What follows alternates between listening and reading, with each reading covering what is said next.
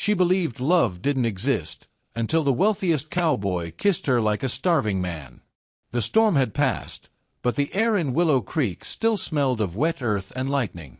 Lanterns flickered in the windows of the saloon, throwing bands of gold onto the muddy street. A fiddler tune rolled through the swinging doors, laughter chasing after it like tumbleweeds in the wind. Clara Whitfield sat across the way on the porch steps of the shuttered post office, her shawl wrapped tight around her shoulders.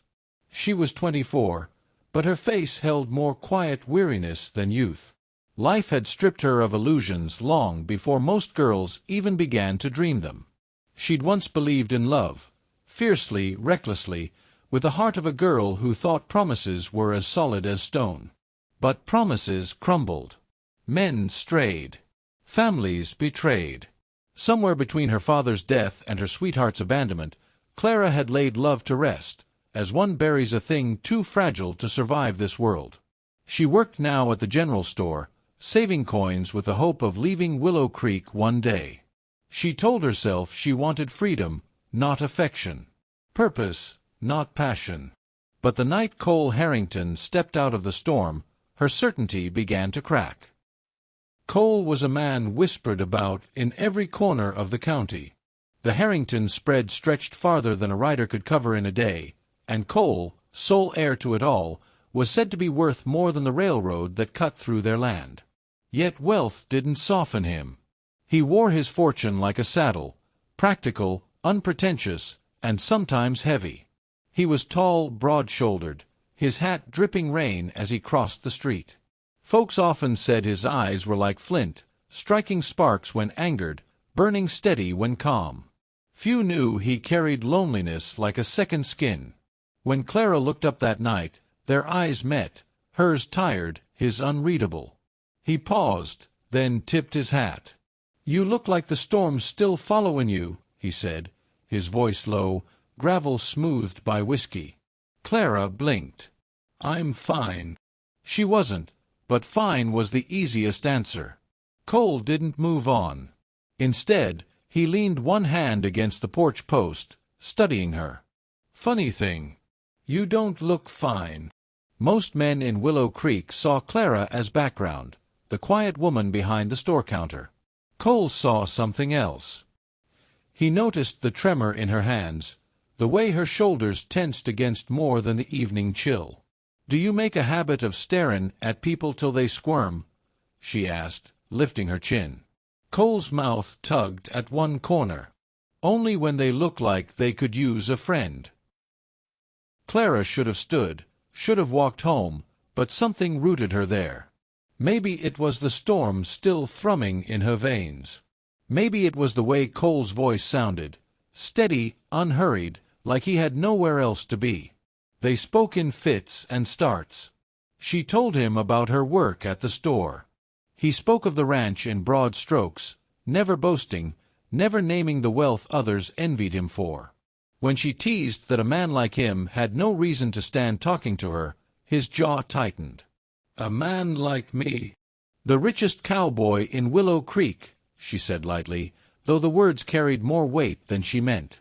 Cole's eyes darkened. Riches don't fill an empty house. Silence stretched between them, heavy, honest. Clara looked away first.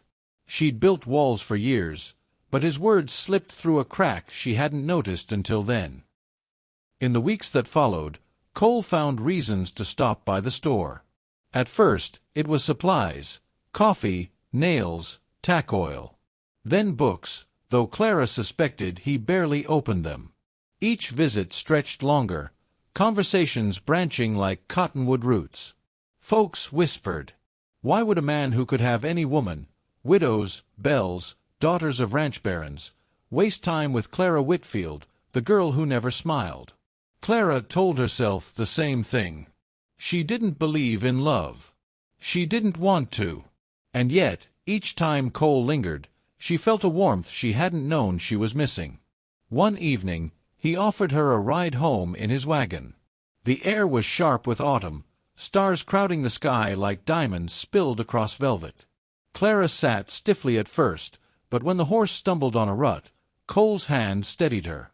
His palm was warm, calloused, lingering a heartbeat too long. "Clara," he said softly, "what happened that made you stop trustin' the world?" She swallowed hard. "Nothing worth telling." He didn't press, and somehow that gentleness unraveled her more than any demand. It happened on a night when the town was alive with noise, a barn dance, lanterns strung like fireflies, fiddles blazing fast. Clara hadn't wanted to go. But Cole had asked, his eyes steady, and for once she'd said yes. She wore a plain blue dress, the hem brushed clean, her hair braided simply. Among the ruffles and ribbons of other women, she felt invisible. Cole, though, never looked away from her. When he held out his hand for a dance, she shook her head. "I don't dance." "Then let me prove you wrong." His touch was firm yet gentle, guiding her across the wooden floor.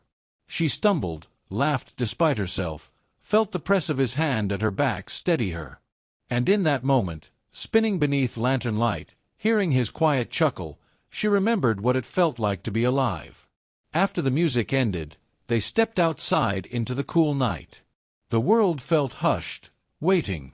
Clara turned to him, her guard rising again. "Don't look at me like that." "Like what?" "Like you see something worth keeping." Cole's voice was rough, hungry with truth. "Because I do." The kiss came then, not polite, not careful, but fierce, like a man starved of touch for years.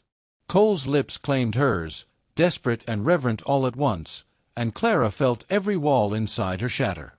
She should have pulled away. Love wasn't real, she'd told herself for so long. But his mouth was warm, his arms strong around her, and the ache in his kiss spoke of loneliness she knew all too well. When they broke apart, breathless, he rested his forehead against hers. "You think I've got the world," he whispered. "But without you, Clara, I've got nothin'." Tears burned her eyes, not of sorrow, but of something deeper, rawer. For the first time in years, she let herself believe. From that night forward, Clara's world shifted. Love, once a lie she buried, rose alive and wild, carried in the kiss of a cowboy who had everything but needed her more than air. And though folks in Willow Creek kept whispering, she no longer cared. Because in Cole's arms, in his hungry tender kiss, Clara Whitfield found what she thought she'd lost forever. Not wealth, not promises, love.